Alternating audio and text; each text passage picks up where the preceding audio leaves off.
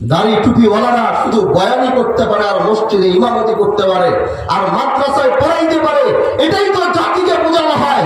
কিন্তু আমরা বুঝাইতে চাই দাড়ি টুপিওয়ালাদের হাতে বাংলাদেশ ছেড়ে দাও, আগের থেকে ভালো করে বাংলাদেশ চালিয়ে তারা দেখায় দিবে।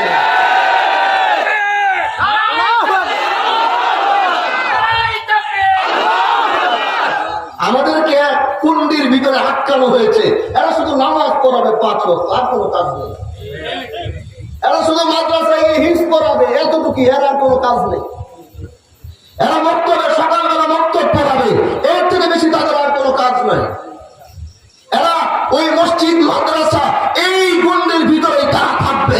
বাড়ি ভূমিওয়ালার কাজই হচ্ছে, আলেমদের সীমা রেখাই হচ্ছে এতটুকু, এর বাহিরে না। এটাই আমাদেরকে আর জাতিকে বারবার বোঝানো হয়।